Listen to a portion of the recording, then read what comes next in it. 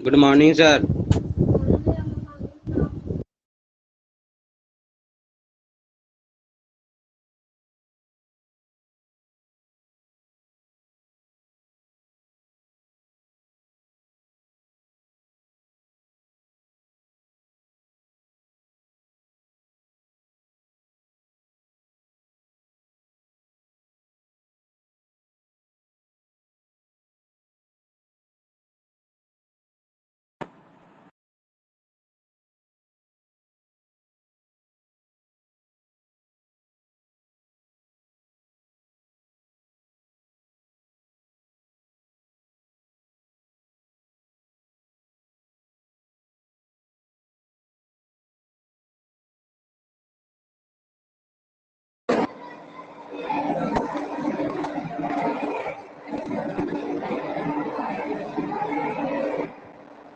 Good morning.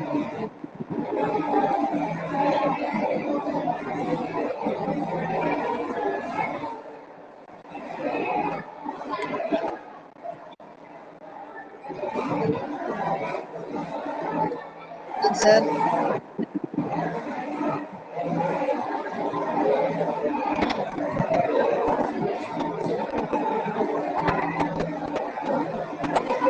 Good morning everyone. Morning sir. Good morning sir. मेरी आवाज आप सबों तक जा रही है? यस जी सर। बिल्कुल sir. Good morning sir. Yes sir. चलिए वेरी गुड। चलिए तो आप लोग कैसे हैं पहले बताइए। ठीक सर। ठीक है सर। ठीक है बहुत बढ़िया सर। है सर। बिल्कुल सब ठीक ठाक। जी जी सर। सर। सब ठीक ठाक यस है। सर। अच्छा चलिए तो अब थोड़ी सी काम की बात किया जाए। आप लोगों की परीक्षा 29 को है। Yes sir. जी यस सर। सर। चलिए अब तैयारी वगैरह कैसी है? अच्छी सर। सब मस्त सर एकदम। मस्त है सर। फर्स्ट एग्जाम कब से स्टार्ट हो रहा है? 29। 29 मार्च। और इंग्लिश ही स्टार्ट हो रहा है आप लोग का पहला दिन? Yes yes sir. Sir. Yes sir. Yes sir. कल भी एग्जाम है ना? हाँ सर, सर वो आर्ट्स आर्ट्स वाले। के लिए है। लगातार एग्जाम है सर। आर्ट्स के लिए, हाँ आर्ट्स के लिए सही है। हिंदी है।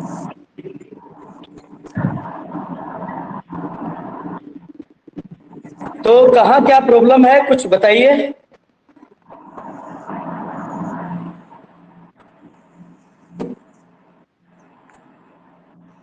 क्या और आप लोगों को नीड है? कुछ कुछ लोग डाउट रेज कर रहे थे व्हाट्सएप ग्रुप में। क्या डाउट है बताइए।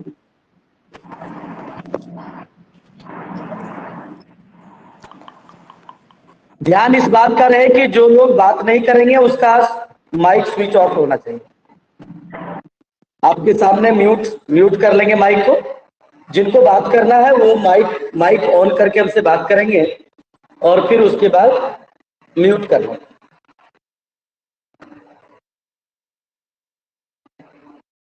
सर चलिए क्या प्रॉब्लम है बताइए। सर आंसर में जो सर वर्ड लिमिट है तो उससे ज्यादा या कम हो तो कुछ दिक्कत है क्या? उस पर बहुत ज्यादा टेंशन नहीं लेना है। मैं बार बार क्लासरूम में भी बताया था। थोड़ा बहुत कम थोड़ा बहुत अधिक होता है, कोई दिक्कत नहीं। हाँ ध्यान इस बात का रहे कि बहुत ज्यादा एक्सीड न कर जाए, है ना। कम के बारे में चिंता मत करिएगा। अगर मान लीजिए पर्टिकुलर मैंने कहा था, अगर क्वेश्चन दिया हुआ है कि हु इज जो, तो जो कौन है तो उसके बारे में केवल हमें लिखना है।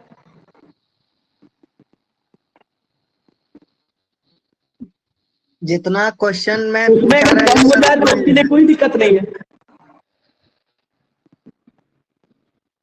रविकांत बोलो। है। Yes sir.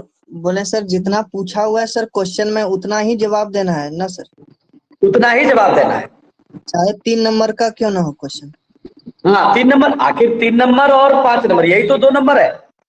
जी सर। एग्जाम में आप लोगों का बुक में या तो 3 नंबर है या फिर 5 नंबर का है। यही 2 प्रकार का ही क्वेश्चन आप लोग को लिखना है एग्जाम में। Yes sir sir. Notice side में लिखे हैं सर। देखिए अभी हम लोग बात कर रहे हैं बुक की। तो बुक में आप लोगों को 3 प्रकार का क्वेश्चन है, ध्यान दीजिएगा। पहला क्वेश्चन आप लोगों का है शॉर्ट क्वेश्चन जो 3 नंबर का है, फिर है लॉन्ग क्वेश्चन 5 नंबर का है, और उसके बाद एक तो पूछता है एक्सप्लेनेशन।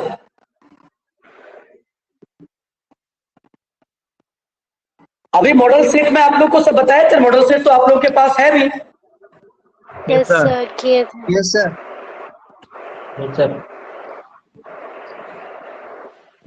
सर तो फिर प्रॉब्लम क्या है? सर जो वाला स्टोरी का समरी बता दीजिए ना, मतलब उसको कैसे लिखे शॉर्ट में पूरी स्टोरी को। जो वाले को? हाँ सर, वो उसका समरी, मतलब एक समरी बना रहे हैं सब सारा का, तो जो वाला का और पैड्रे वाला का थोड़ा नहीं हो रहा है क्योंकि ये बहुत लंबा स्टोरी है। जो तो सूट विजार्ड हिट मम्मी वाला है ना? हाँ वही उस स्टोरी को ही मतलब तो समरी तुम लोगों को मिला है तो सर अब उसके लॉन्ग क्वेश्चन का तुम लोगों को नोट्स मिला हुआ है। लाइव क्लास चल रही सूट विजार्ड हिट मम्मी का नहीं मिला है क्या? नोट्स सर मिला है सर। नोट्स मिला है, लेकिन मतलब अपने से लिखते समरी कि अपने से छोटा करके, एक होता है ना कि एक शुरू से लेकर लास्ट तक हम लिख दिए, तो उस तरह से कुछ बना रहे थे। देखिए, जो वाले में आपको मेन लिखना है, मान लिया आप जो, अगर केवल जो के बारे में कैरेक्टर लिखना है तो फिर जो के बारे में लिखना कि जो was a 4 years old daughter of Jack who was in the habit of listening stories since her childhood. When she was only 2 years old, she had been listening story from her papa for 2 years. है ना? She was a very sensitive girl. She is a very intelligent girl. Whenever she asks story, she listens to story. She asks question in the middle of the story. Her questions are generally on God and music. अगर केवल जो की बात करेंगे तो जो के बारे में ये लिखेंगे। और सर ये One day she, कि स्टोरी के एंड से जो संतुष्ट क्यों नहीं है इसका? हाँ तो सीधी सी बात है कि जो is not satisfied with the ending of this story because जो वांट्स हैप्पी एंडिंग, जो wants that the smell of Roger skunk should not be change, है ना? बिकॉज जो is also a child and Roger Skunk is also a child. So Joe has sympathy with Roger Skunk, but Joe does not know the reality of life. That's why Joe is not happy with the ending of this story. सीधी सी बात लिखना है कि जो इसलिए कहानी के अंत से खुश नहीं है क्योंकि वो चाहती है कि जो का जो सुगंध है वो हमेशा के लिए रहे, जो का सुगंध नहीं बदला जाए।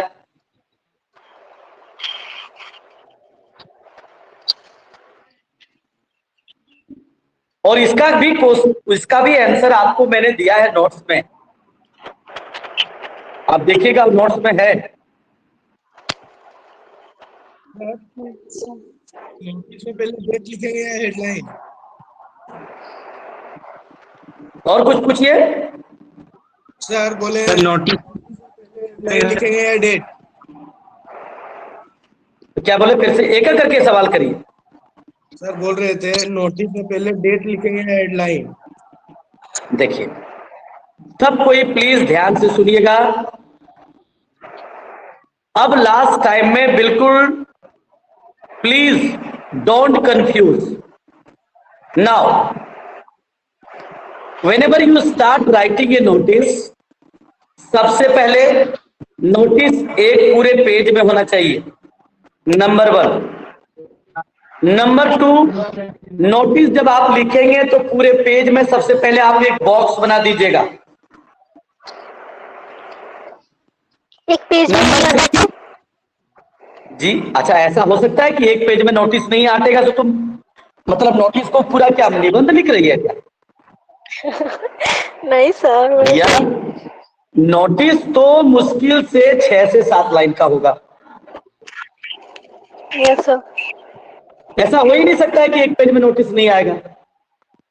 हाँ, एक अगर कोई बच्चा एक पेज से भी अधिक नोटिस लिख रहा है तो वो अतिशयोक्ति है।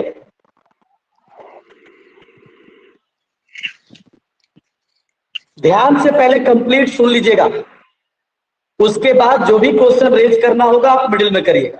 पहले सब लोग ध्यान से प्लीज सुनिए। तो मैंने जैसा कहा कि पूरे पेज में आप नोटिस लिखिएगा। सबसे पहले आप एक बॉक्स बना लीजिएगा, सबसे टॉप में इंस्टीट्यूट नेम लिखेंगे आप।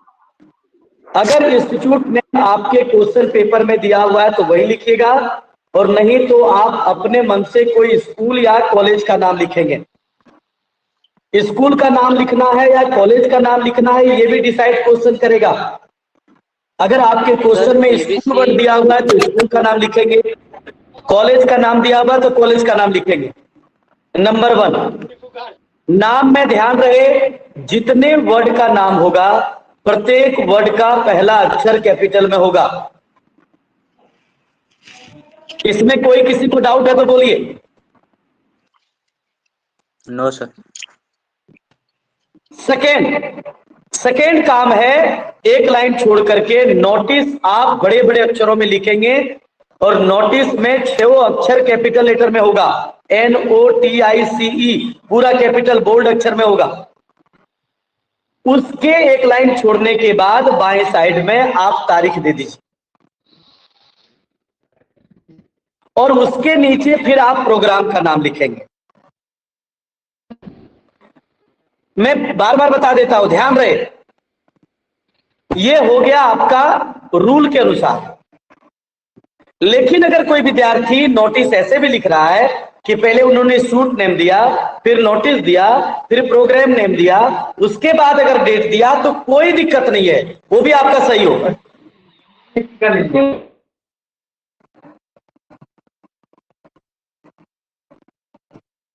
तो कोशिश आप यही करिए कि पहले इंस्टीट्यूट नेम दीजिए, फिर एक लाइन छोड़ करके नोटिस लिखिए, फिर एक लाइन छोड़ करके बाएं साइड में डेट लिख दीजिएगा।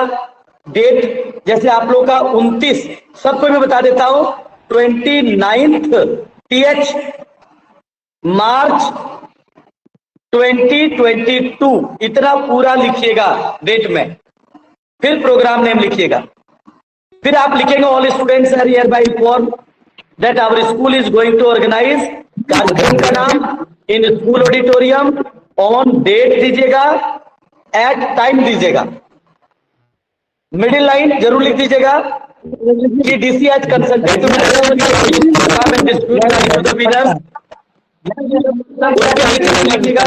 who are interested to participate in this program should give their name and details and their sign। फिर एक लाइन छोड़ करके आप नाम लिखिएगा, उसके नीचे फिर आप डेजिग्नेशन लिखिएगा।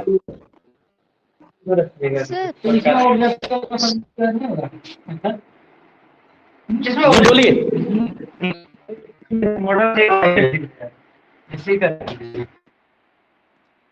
सर ये डेट के अगर हम हेडिंग लिखते हैं पहले और उसके बाद डेट लिखते हैं तो उसके बाद भी एक लाइन छोड़ेंगे या फिर एक लाइन नहीं छोड़ेंगे? हर जगह एक लाइन छोड़ना है।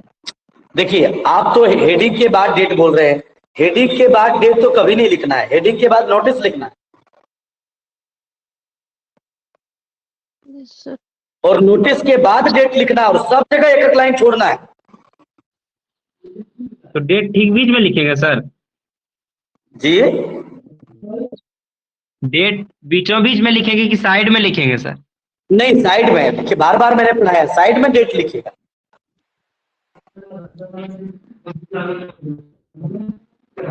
अभी आप लोग को मैंने नोटिस का वीडियो दो तो अभी जैसे आज है 24 तारीख, कम से कम रोज 2 वीडियो देख लो ना। सर हर नोटिस में मिडिल लाइन नहीं भी लिखेंगे अब चलेगा? लेकिन लिखिए 5 नंबर का आप नोटिस कर दिया है ना, मिडिल लाइन क्यों नहीं लिखिएगा, सो हमको समझ में नहीं आता है। अरे दो वाला में मिडिल लाइन कैसे लिखेंगे? किस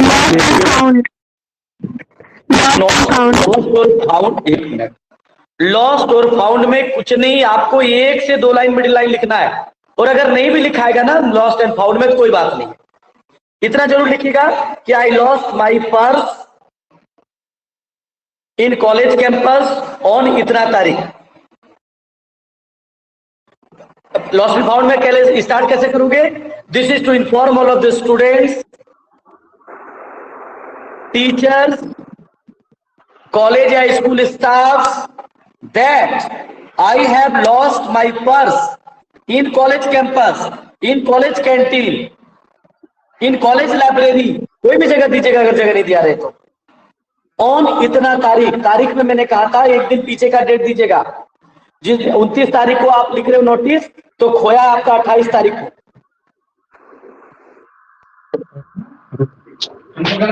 सर फेयरवेल में मिडिल लाइन क्या देंगे? किसमें? फेयरवेल फेयरवेल में मिडिल लाइन तो देना है, उसमें वही देना है, DC has consulted to be the chief guest on this programme and distribute prize to the senior students. Prize होगा? क्यों नहीं भाई, फेयरवेल कर रहे हैं तो दे देंगे प्राइज, और नहीं देना है तो मत दो, सीधे लिखो DC has consulted to be the chief guest on this occasion on the farewell programme. नहीं मत पढ़िए, डिस्ट्रीब्यूट प्राइज मत कीजिए। लोअर लाइन में सर, लोअर लाइन में लिखेगा the students who are interested to participate in this fair programme should give their name and details to the undersigned. Sir report में date किस जगह होगा सर? रिपोर्ट में सर डेट? देखिए report सबसे पहले तो कोशिश करना है सबको नोटिस और लेटर लिखने का। यस। रिपोर्ट तभी लिखेंगे जब ये दोनों में आपको कोई प्रॉब्लम आए, क्योंकि 3 में आपको 2 ही लिखना है। सर नोटिस कैसे लिखेंगे? सर जी नोटिस को 2 ही मैगजीन वाला जो करना है। जी बोलिए, क्या बोले? बोले कि सर नोटिस को 2 ही पैराग्राफ में खत्म करना है। नोटिस को 2 पैराग्राफ में खत्म करना है। यस। मैगजीन वाला जो नोटिस है सर वो बता दीजिए ना।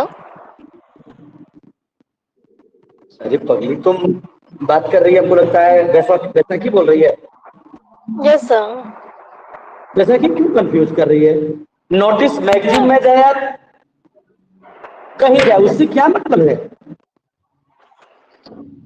और नोटिस को मैगजीन से थोड़े मतलब है। नोटिस तो स्कूल बोर्ड और कॉलेज बोर्ड में होता है, डिस्प्ले होगा।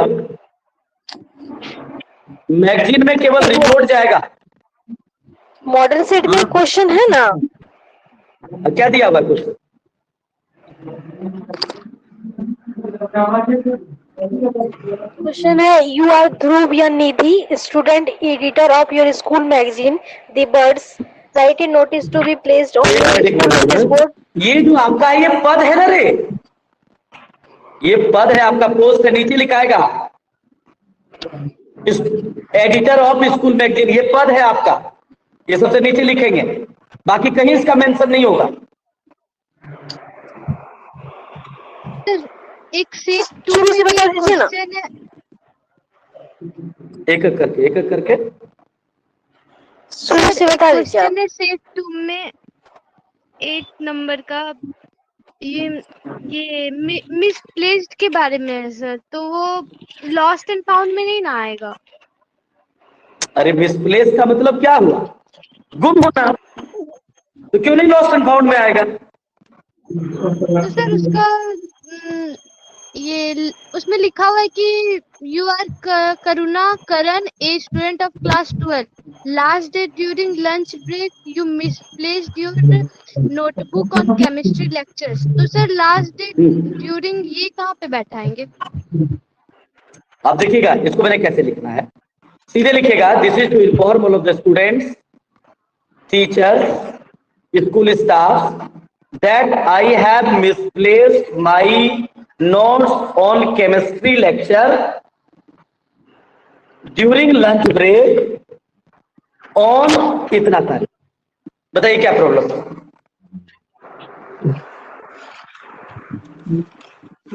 उसी लाइन में सेट करना है। I have misplaced my notes on lecture, chemistry lecture during lunch break on कितना तारीख? लास्ट 28 तारीख। ड्यूरिंग लंच ब्रेक का मतलब क्या हुआ? जो जब टिफिन हुआ था, जब लंच ब्रेक हुआ था, उसके दौरान ही मैंने अपना नोट्स खो दिया। सर तो इसमें यस्टरडे का यूज कर सकते हैं, क्योंकि लास्ट डे तो यस्टरडे। काहे लास्ट डे ही कर देंगे तो क्या हो जाएगा? सर तो हम लिखे I misplaced my notebook on chemistry lectures in my classroom during lunch break of yesterday on 23 March 2000। तो आप यस्टरडे गलत लिखिए। तुम्हारे क्वेश्चन में जब लास्ट डे है तो तुम भी लास्ट डे लिखो ना। यस। फिर से सुन लीजिए सब लोग। स्टार्टिंग करेंगे, ऊपर में स्कूल नेम हो गया, फिर नोटिस हो गया, फिर डेट दे दीजिएगा और लिख दीजिएगा लॉस्ट एंड फाउंड। उस पर स्टार्ट कीजिएगा this is to inform all of the students, teachers, school staff that I have misplaced my notebook on chemistry lectures during lunch break last day. अब डेट भी देना है तो लास्ट लिख दीजिए ऑन 28 मार्च 2022। क्या प्रॉब्लम है? एडिटर लेटर में मिडिल लाइन देंगे क्या सर? हैं? एडिटर लेटर में सर मिडिल लाइन देंगे? पहले नोटिस क्लियर हुआ, फिर मैं एडिटर लेटर की बात करूंगा। नोटिस से रिलेटेड जितना डाउट है पहले आप क्लियर कर लीजिए। नोटिस के नीचे पद के नीचे इंस्टीट्यूट का नाम दिया हुआ है, उसको लिखेंगे क्या सर? क्या बोला? नोटिस के लास्ट में से जो पद दिया हुआ है, उसके बाद में पद के बाद में जो इंस्टीट्यूट का नाम दिया है वो लिखेंगे क्या? इंस्टीट्यूट का नाम एक ही बार लिखना है, सबसे टॉप में। एक बार जब हम ऊपर में लिख ही देंगे देवघर कॉलेज देवघर, तो फिर नीचे लिखने की क्या आवश्यकता है? कहीं फिर नहीं लिखना है। सर नोटिस में जो सर नेम होगा और नेम के नीचे आपका डेजिग्नेशन हो जाएगा। इंस्टीट्यूट नेम एक बार लिखना है top of the notice. Yes sir. और कोई सवाल नोटिस से रिलेटेड?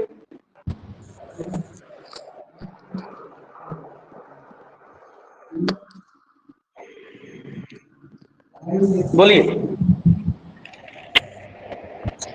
सर डेट लिखेंगे, अगर NDTD सब नहीं लगाएंगे तो चलेगा सर? अच्छा एक चीज बताओ, जब हम बता दिए कि TH लगा देना और 29 तारीख को एग्जाम है, ये फाइनल हो चुका है, तो 29 लिख करके TH डाल देंगे तो क्या बिगड़ जाएगा आप लोगों का? 29 मार्च 2022। भैया इतनी सीधी छोटी बात अगर नहीं समझ में आ रही है तब तो बड़ी मुश्किल बात है। क्यों नहीं लिखेंगे आप? जब मैं कह दे रहा हूं कि TH ही होना है 29 को, ND-ST-RD होना ही नहीं है।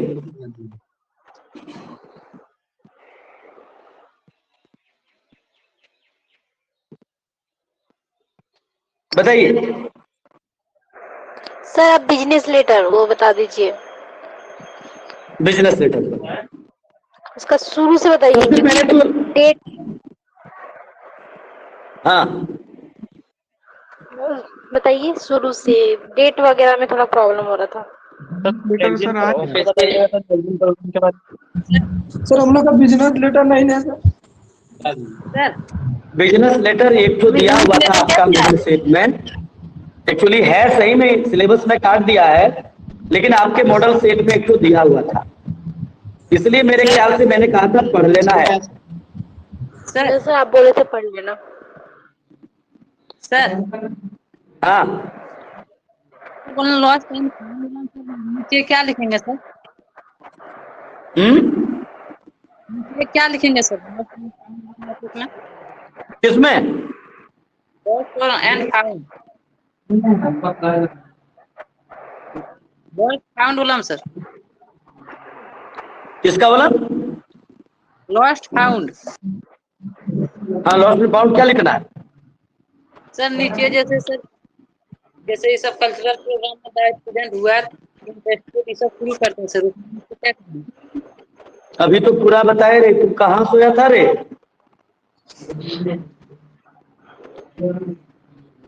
अभी तो पूरा बताया ना, lost and found he heading होगा। नहीं सर, सबसे नीचे। हाँ? सबसे नीचे वही नाम और डेजिग्नेशन। नहीं सर, सबसे नीचे आप लिख देना, नाम लिख देना। उसके बाद अगर कोई डेजिग्नेशन नहीं आता है तो वहां लॉस्ट एंड फाउंड में मैंने कहा था रोल नंबर दे दीजिएगा, क्लास दे दीजिएगा और एक कॉन्टैक्ट नंबर दे दीजिएगा। सर ये बोल रहे हैं सर, जैसे प्रोग्राम में sir the student who are interested to participate in this से शुरू होता है, तो इसमें कैसे होगा सर? हाँ? सर जैसे कल्चरल प्रोग्राम में सर होता है ना, तो the student who are interested to participate in this programme. आवाज क्लियर नहीं आ रही है, आप लोग सब लोग माइक ऑफ करिएगा तभी किसी का आवाज आ पाएगा।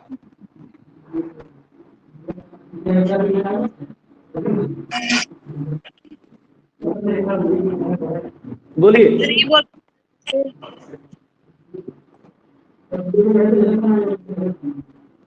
बोलो। सर ये बोल रहे हैं जैसे सर प्रोग्राम में सर शुरू होता है sir the student who are interested to participate in this programme should give their name and detail. वही बोले लॉस्ट एंड फाउंड में क्या लिखाएगा सर? लॉस्ट एंड फाउंड में वहां देखो, तुम्हारे नोट्स में लिखा हुआ है, जब finder is requested to return my, requested to return या डिपॉजिट माई, जो भी सामान खोया है, मान लीजिए पर्स खोया है तो माई पर्स इन कॉलेज ऑफिस और कॉन्टैक्ट एट दिस नंबर, इस तरह करके लिखवाए हुए हैं।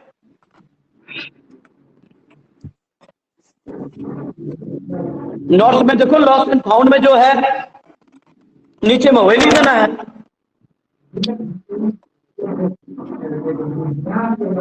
सर बुक फिर से बताइए।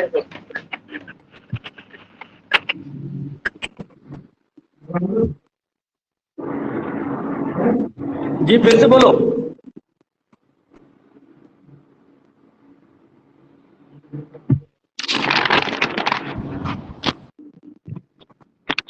दीजिएगा। चलो अब हम चल रहे हैं बिजनेस लेटर पर।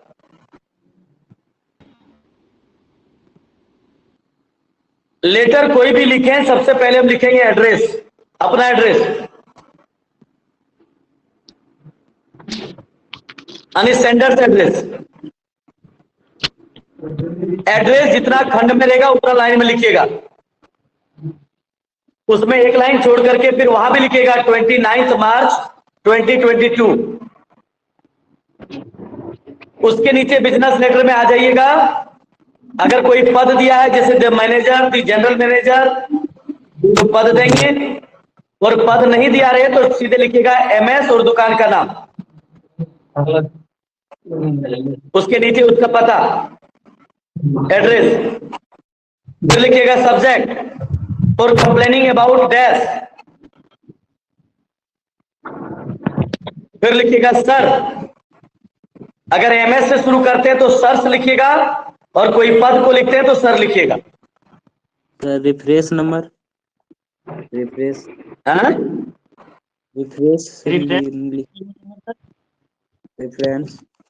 रेफरेंस नंबर दे सकते हैं, बढ़िया दे दीजिएगा। और सर लास्ट में उसका जो डेट देंगे, जो ऊपर डेट है वही या दूसरा डेट देंगे सर? कहाँ दीजिएगा डेट? जैसे रेफरेंस केस मेमो नंबर, उसके बाद डेट देना है ना सर? खरीदने का डेट दीजिएगा। मान ली 29 मार्च को आप पत्र लिख रहे हैं और एक महीना पहले अगर आपने सामान खरीदा है तो 29 फरवरी दे दीजिएगा सर। 15 दिन पहले अगर खरीदा है तो 14 तारीख दे दीजिएगा, 14 मार्च दे दीजिएगा। मतलब जिस सामान खरीदेंगे उसका डेट देंगे। खरीदा है, ध्यान दीजिएगा। रेफरेंस में हम लोग डेट क्या देते हैं? सामान जिस दिन मैंने खरीदा है, मान लिया 29 मार्च को हम लोग लिख रहे हैं एग्जाम दे रहे हैं, यानी 29 मार्च को हम लोग जो पत्र लिख रहे हैं तो उसके अनुसार घटा लेना है। 1 महीना पहले घटा लेना है, 2 महीना पहले घटा लेना है, 15 डेज एगो घटा लेना है, जो दिया रहेगा टाइम उसके अनुसार घटा लेना। रेफरेंस में वही डेट होगा।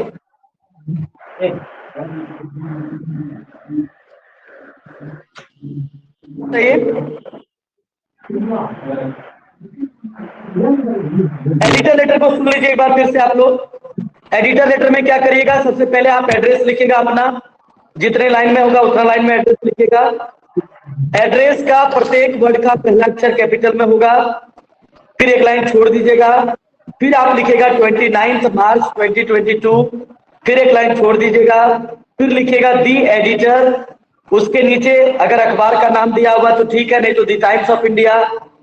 उसके नीचे अगर जगह का नाम दिया हुआ तो ठीक है, नहीं तो रांची। फिर लिखिएगा subject for highlighting the problem of dash, फिर डियर सर। उसके बाद आप लिखते हैं through the columns of the received newspaper I would like to draw the attention of the government and concerning authorities to a big problem of our society, locality जहां का भी रहे। फिर आप पूरा कारण दीजिएगा।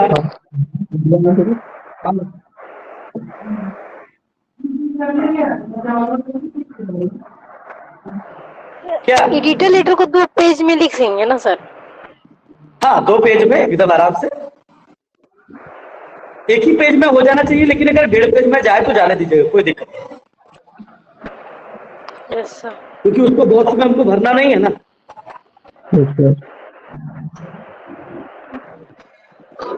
एडिटर लेटर का सर मिडिल लाइन देंगे क्या सर? एडिटर लेटर में मिडिल लाइन नहीं दोगे तो बिना मिडिल लाइन का एडिटर लेटर होगा? सर एडिटर लेटर में बॉक्स बनाना है क्या सर? नहीं।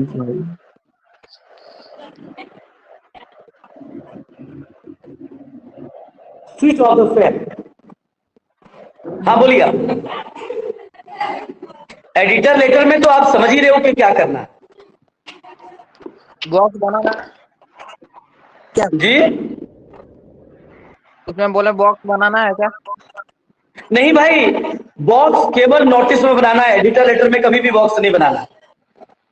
और मिडिल लाइन जो मैंने लिखवाया था 2-3 एडिटर लेटर में, it is very unfortunate that people in free India are not provided even the basic need of life such as, जो भी प्रॉब्लम है वो डाल दीजिएगा।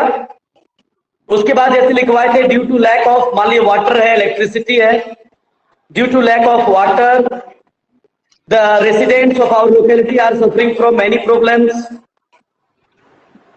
The situation is very alarming. किसी के बारे में कहा थे dash are the worst victim of this problem, आप लोग डाल सकते हो किसी को। अब बताओ क्या प्रॉब्लम है?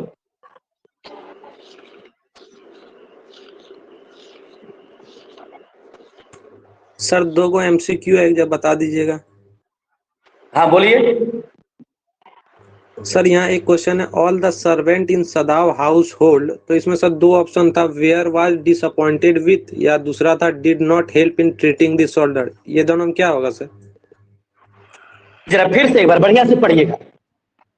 सर क्वेश्चन है all the servant in Sadao house होल्ड, पहला ऑप्शन है were happy with their master, second option है felt that he derived a reward, third option है वेयर वेरी डिसअपॉइंटेड विथ, और चौथा ऑप्शन है did not help in treating this soldier. D number होगा। D number होगा। Did not help in treating this soldier, सही तो यही होगा, डी नंबर। और सर एक क्वेश्चन था, what was Saheb looking for, egg, gold, coin या ट्वाइस। तो इसमें सर गोल्ड होगा या कॉइन होगा सर? गोल्ड। सदाओं में वहां लुकिंग फॉर गोल्ड देना है। बट सर वो तो कॉइन ढूंढता था ना। अरे कॉइन देखो, कॉइन सिक्का थोड़ी ढूंढता था। मैंने बताया था कि गार्बेज गम में 1 और 2 रुपी नोट का मतलब करने का मतलब जीविकोपार्जन का साधन ढूंढता था। तो गरीबों के लिए जो गार्बेज डम है उसकी तुलना गोल्ड से किया गया कि वो सोना के समान है, उनके लिए खजाना है। Garbage dump is for their survival, their daily bread, their roof. एक क्वेश्चन था ना कि गार्बेज डम क्या है, तो उन लोगों के लिए छत है, उन लोगों के लिए भोजन है। तो कॉइन का मतलब ये नहीं कि सिक्का ही,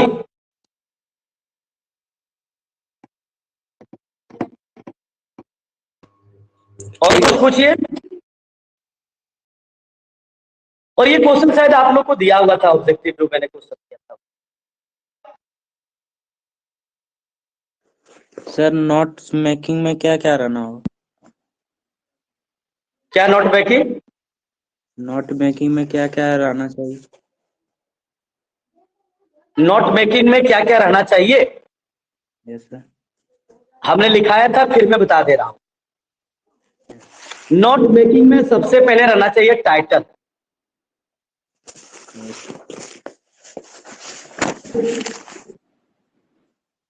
फिर रहना चाहिए हेडिंग, सब हेडिंग, सिंबल्स, एब्रिविएशन, कैची वर्ड्स, कैची फ्रेज, समरी, ये सारे टर्म है आपका नोट मेकिंग का। यस।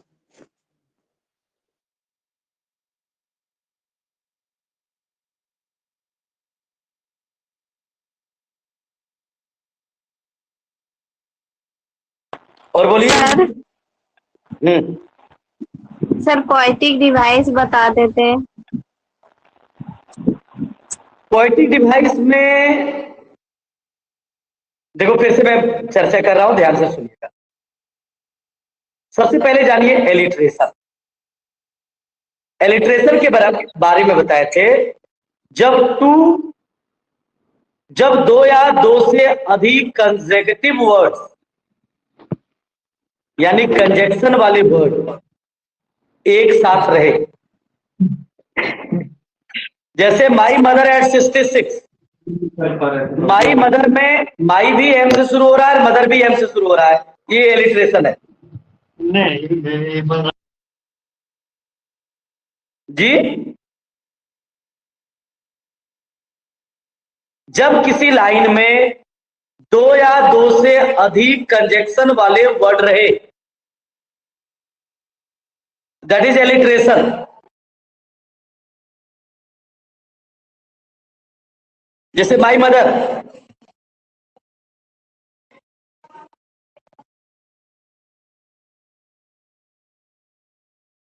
सिमिली, सिमिली के बारे में बताया था मैंने कि जब कंपैरिजन में लाइक और एज का प्रयोग किया गया हो,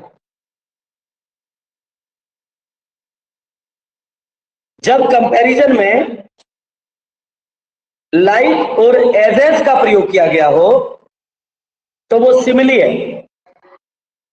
मेटाफर क्या होता है? जब दो चीजों को हम डायरेक्टली कंपैरिजन करते हैं, जब दो चीज के बीच कंपैरिजन करते हैं और कोई लाइक और एज, जैसे you are Dara Singh, Patel was the iron man of India, ये मेटाफर है। लेकिन अगर मैं कहूं कि you are like Dara Singh, ये सिमिली है। तो सिमिली हो गया, मेटाफर हो गया, इलिट्रेशन हो गया। अब हो गया इमेजरी। इमेजरी में क्या होता है? जो आपके कोई वर्ड ऐसा पोएम में या कोई ऐसा टर्म यूज किया गया है जिससे आपको एक इमेज बनता है, आपके आंखों के सामने एक तस्वीर, एक चित्र बनता है। फिर हो गया पर्सोनिफिकेशन।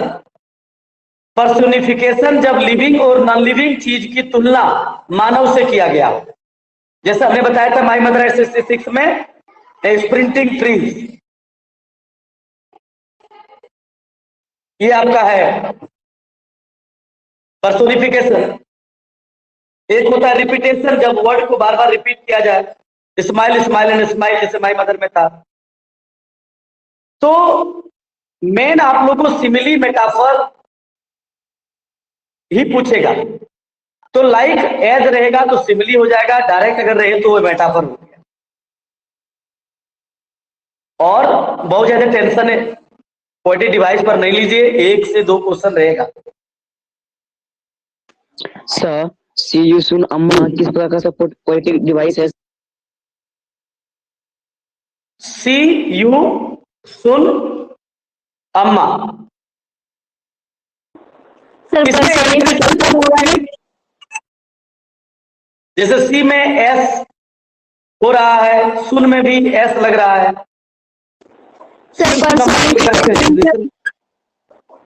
जी सर पर्सोनिफिकेशन होना चाहिए ना, ह्यूमन का तुलना किया है।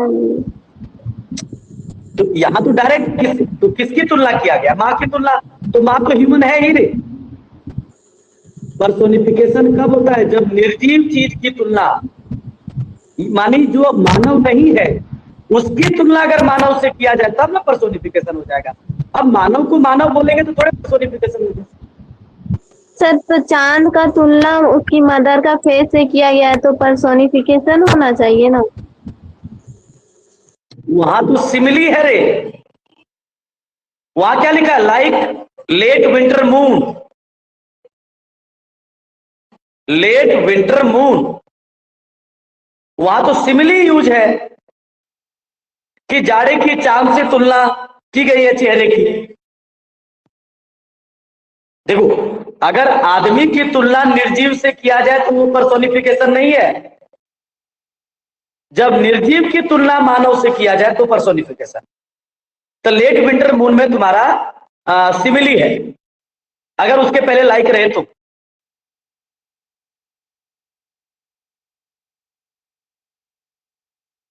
और बोलो। Painted with a fog, कौन लिटरेरी डिवाइसेस है?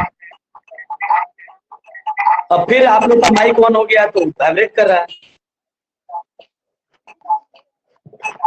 सर फ्यूचर, अरे भाई जिनका माइक ऑन है प्लीज म्यूट योर माइक।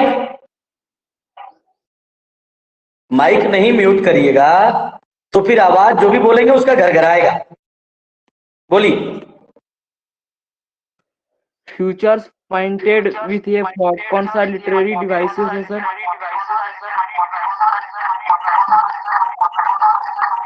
बाप रे, इतना वाइब्रेट कर रहा है।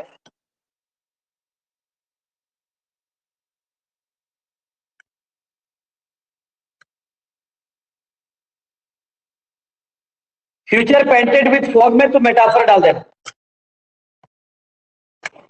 ठीक है सर। पोएटिक डिवाइस करना नहीं, लो टेंशन। सर रिपोर्ट में पहले क्या लिखेंगे वो बता दीजिए सर, फॉर्मेट सर। रिपोर्ट में सबसे पहले लिखा जाता है हेडिंग। यस मान लीजिए एक ट्रक कार एक्सीडेंट या फिर एक रोड एक्सीडेंट, तो हेडिंग हो गया। उसके एक लाइन छोड़ करके उसके नीचे लिखेगा ये रिपोर्ट। Yes sir.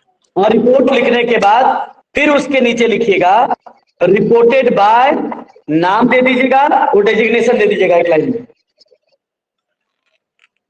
और यहां भी एक लाइन छोड़ना है। और उसके सबसे लास्ट में लिखिएगा प्लेस नेम और डेट, एक ही लाइन में आएगा। मान लीजिए देवघर आ गया, देवघर लिखने के बाद कॉमा और फिर लिखिएगा 29 मार्च ऑफ 2022, ऑफ लगा देना है। सर बम्पिंग मीन्स क्या होता है? बम्पिंग मीन्स क्या बोला? फिर से बोलो। बम्पिंग बम्पिंग शायर वो तो नाम है ना।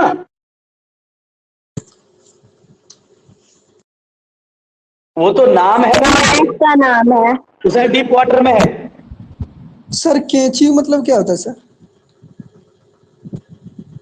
कैची वर्ड्स मतलब ऐसा फ्रेज जो कंप्लीट मीनिंग देता हो, जैसे कि जैसे नो स्मोकिंग। अब नो स्मोकिंग केवल लिख देने से पूरा एक कंप्लीट मीनिंग नहीं आ जा रहा है कि हाँ धूम्रपान करना मना है। इसी को कहते हैं कैची फ्रेज। कीप साइलेंस, अब कीप साइलेंस कर दिए तो इसका एक कंप्लीट मीनिंग हो गया कि कृपया शांति बनाए रखें। और इस सब का यूज आप लोग को करना नहीं है तो क्यों टेंशन ले रहे हो? सर एक तो है सर नोटिस में सर ये है सर, जैसे कि the heading subject of notice should be brief and catchy. हाँ वही ब्रीफ एंड कैची, मतलब नोटिस छोटा होना, जो हेडिंग होगा वो छोटा होना चाहिए और कैची होना चाहिए। कैची का मतलब है उसमें कोई हेल्पिंग वर्ब नहीं लगेगा, वर्ब नहीं लगेगा। तो हेडिंग तो वैसे ही हम लोग बराबर बनाते थे, जैसे कल्चरल प्रोग्राम हो गया, ये ब्लड डोनेशन कैंप हो गया, ये पिकनिक टू गोवा हो गया, सॉरी ये टूर टू गोवा हो गया, ये पिकनिक प्रोग्राम हो गया। तो ऑटोमेटिक ये ब्रीफ एंड कैची है। सर ये question sir, what does bower provide us? जी फिर से बोलिए। What does bower provide us? इसमें है ना bower provides us sound sleep with sweet dream, comma good health and peaceful breathing. इसका भी नोट्स आपको मिला हुआ है। ध्यान दीजिएगा, दो क्वेश्चन यहां रहेगा, what is bower and what does bower provide us. Bower is a pleasant place under a shady tree और bower provides us sound sleep with sweet dream, good health and quiet breathing. इसका notes भी आपके साथ।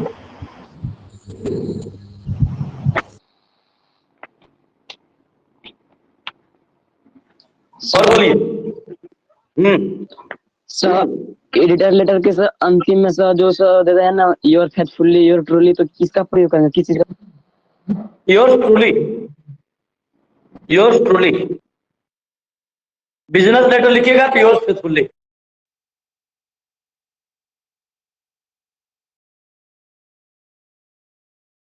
और कुछ ही?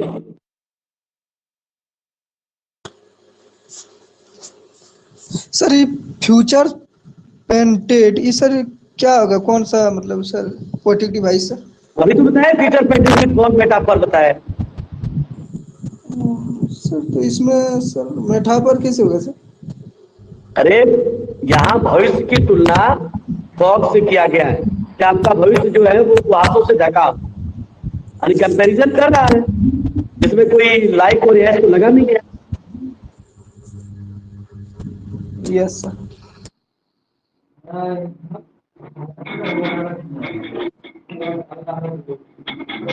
बोलो sir who was Hurley, मतलब ये क्या सर? HERL हर्ली तो प्रोफेसर नहीं है? प्रोफेसर नहीं पढ़े हैं सब नहीं। अरे इसमें है हमारा सदाओ वाले में, अमेरिका से बैठ के तो एक प्रोफेसर के घर पर थे ना, प्रोफेसर का नाम उन्हीं को Warli was the name of A professor. Professor Harley, तो हमने बताया था आंसर ये। सर एक क्वेश्चन अरे तो ऑब्जेक्टिव में क्वेश्चन है जी, तो वहां प्रोफेसर को टिक करिए ना। Sir how many ring did the Maharaja send to British officer good lady? 50 diamond rings.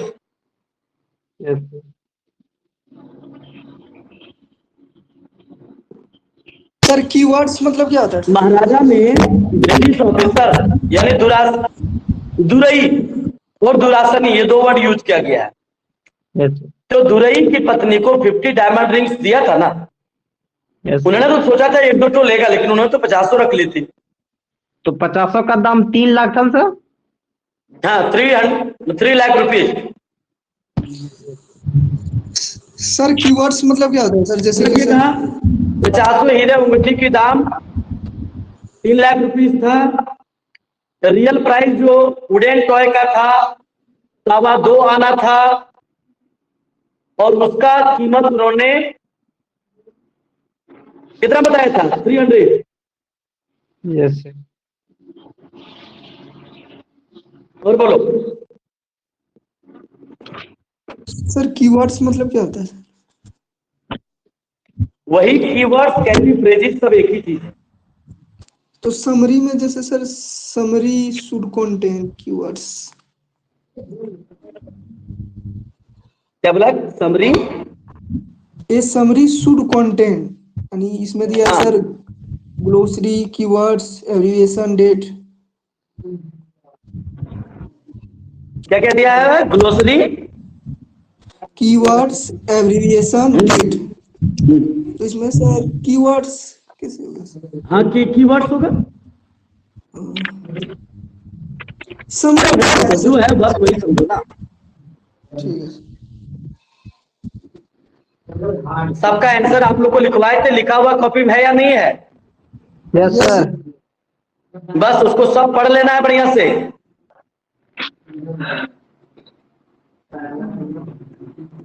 सारे ऑब्जेक्टिव को प्लीज, अब आप लोग के पास समय नहीं है क्योंकि आप लोग भूल भी गए होंगे। सारे ऑब्जेक्टिव का आंसर आपकी कॉपी में है। सारे 9 चैप्टर का ऑब्जेक्टिव निकालिए आप लोग और सबको एक बार 2 बार 3 बार करके बना लीजिए। Sir where did Saheb objective question में अच्छा नंबर लाना है, तभी आप 90+ ला सकते हैं इंग्लिश में। सर वेयर डेट साहेब तो आंसर नहीं है सर। क्या बोला? फिर से बोलो।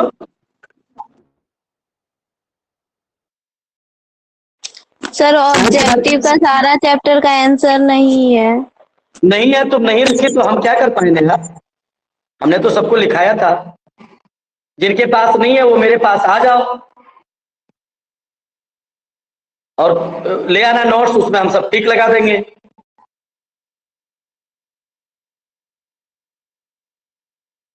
और बोलिए, आगे बढ़िए। कौन साहब के बारे में क्या क्वेश्चन पूछ रहा था कोई? Sir Saheb where did Saheb live, तो सर ढाका इसमें होगा कि चिरपुरी होगा सर? कहाँ रहता है तब तो दे दीजिएगा, यहीं सीमापुरी में। साहब live in Seemapuri. Yes sir. से आया था तब दीजिएगा ढाका बांग्लादेश। लेकिन अगर डच लिखता है इसका मतलब वो प्रेजेंट की बात कर रहा है, तो वहां देना है साहब lives in Seemapuri near Delhi. Sadao कहाँ का डॉक्टर था सर? Japanese doctor. सदाऊ कहाँ का डॉक्टर था? जापानीज डॉक्टर है सदाऊ। समरी राइटिंग में सर किस चीज का प्रयोग किया जाता है सर? किसकी?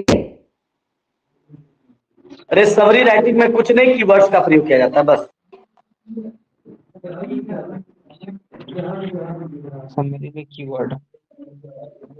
देखिए जो कमजोर स्टूडेंट है वो कॉम्प्लिकेटेड क्वेश्चन में फंसिए मत। अगर आपके पास कोई आंसर का स्कोप है तो बस उसको रट लीजिए। और पिछला जो 5 सेट जो आया था उस सबका आंसर मैंने लिखा दिया था। उस समय जब कॉपी पर लिखने के लिए कहते थे तो बहुत लोग नहीं लिखता था, बहुत होशियारी आप बनते थे। अब समझ में आ रहा है? एग्जाम जब नजदीक आया तो आप लोग परेशान हो रहे हैं। अपने मित्रों से कांटेक्ट करिए, सबके पास आंसर होगा। वो 5 प्रैक्टिस सेट का आंसर आपके पास होना चाहिए, उसको पढ़ लीजिए, रख लीजिए। उसके बाद 8 हमने ऑब्जेक्टिव सेट दिया था। ऐसे तो 9 चैप्टर है, तो journey to the end of the earth का ऑब्जेक्टिव सेट नहीं दिए थे, बल्कि उसका एक नोट्स बना करके दे दिए थे। उसको पढ़ लीजिएगा, सारा ऑब्जेक्टिव उससे हो जाएगा।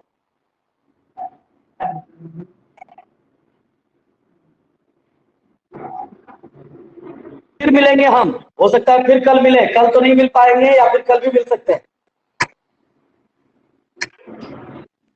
सर ऑफलाइन एक बार लीजिए ना सर। ऑफलाइन संभव नहीं है, कोई नहीं आओगे तुम लोग, मुझे पता है।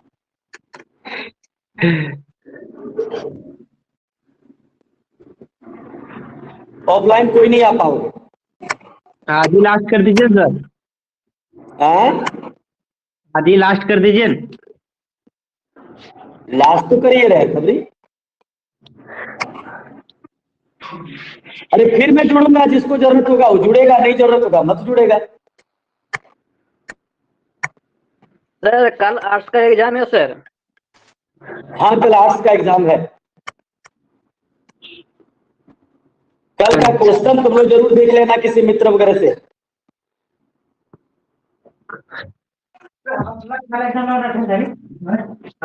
हाँ?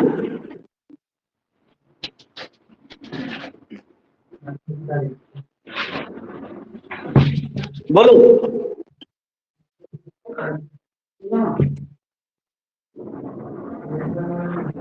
कल का क्वेश्चन जरूर देख लीजिएगा आप लोग। अगर मेरे पास क्वेश्चन आया तो मैं आप लोग को पीडीएफ बना करके ग्रुप में डाल दूंगा, उसका आंसर सब देख लीजिएगा, उससे जरूर कुछ लड़ेगा। आपका सेंटर कल तो हिंदी है नरेंद्र? यस सर कल हिंदी है सर। हाँ वही 28 को इंग्लिश है। 28 को है, उसको देख लीजिएगा।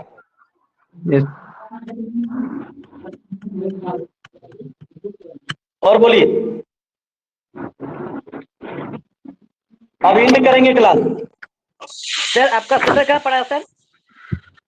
मेरा आर्बित्रा पढ़ा है बाबू, वहाँ किसी का, वहाँ आर्ट्स के बच्चों का पढ़ा है, तुम लोग का किसी का नहीं है वहाँ। सर मेरा आर्ट्स है सर। आर्बित्रा में है?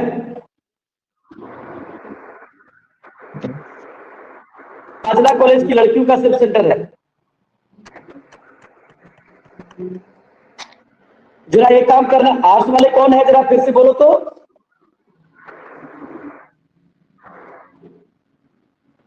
कौन है आर्ट्स वाला भी? सर तुम्हारा नाम क्या है? चंदन कुमार। चंदन काइंडली तुम इतना करना बाबू कि 28 तारीख को एग्जाम समाप्त होने के बाद पीडीएफ तुम जरूर ग्रुप में डाल देना क्वेश्चन। हाँ सर डाल देंगे सर। हाँ इतना तुम कर देना तो कम से कम 29 वाले का बहुत राहत होगा। Yes sir. हो सकता है 28 को रात को आकर के हम ये क्वेश्चन को सॉल्व कर दें। डाल देंगे सर। 28 रात को आप लोग के साथ मिलके क्वेश्चन सॉल्व कर दें। सर तो क्वेश्चन है सर। जी बोलो। जैसे कि what was the plea of the folk or who had put up the roadside stand? Sir इसका मतलब मीनिंग्स बोलना। Sir, what was the plea of the folk who had put up the roadside stand? देखो please से बना है याचना। What was the plea of the folk? यानी लोगों की क्या डिमांड है, क्या याचना है। Who had put up their roadside stand? Road के किनारे दुकान लगाने वाले लोगों की याचना क्या है? इसका आपको आंसर दिया होगा आपके नोट्स में। सर समझा दीजिए। याचना यही है कि लोग आए मेरे दुकान में कार रुके और हमारे सामान खरीदे, बस वही उसकी याचना है, ताकि उन्हें भी 2 वक्त की रोटी मिल जाए। इसका आंसर भी नोट्स दिया हुआ आप लोग के पास। Sir, what is the childish longing that the poet refers to? Why is बचकाना हरकत क्या है कवि का? ये भी तो दिया हुआ है ना, कवि नहीं कहता एक समाप्त कर दिया जाए। लेकिन ये इम्प्रैक्टिकल है, इनसेंसिटिव है और संवेदनशील ये है। सर इसका भी दिया हुआ आंसर आपके पास है। सर डायरेक्टरेट का कैरेक्टरिस्टिक नहीं सर, पैडलर का सर। जी पैडलर का कैरेक्टरिस्टिक नहीं है सर, ग्रुप में भेज दीजिए सर। नहीं उसका तो मेरे पास कैरेक्टर है नहीं लिखा हुआ। अरे कहीं बुक वगैरह नहीं मिल रहा है तुम लोग को? नहीं खुद से नहीं कर पा रहे सर, भेज दीजिए सर आप लिख के। लिख के फिर हमको भेजना होगा तो ग्रुप में कर दीजिए सर। देखते हैं, अभी कहना मुश्किल है। ठीक है हम भेज देंगे लिख के। ओके ठीक है भेज देंगे। और चलो आज इतने रखते हैं, फिर मिलते हैं कभी। Bye sir. Thank you, good day to everyone and best of luck for your exam.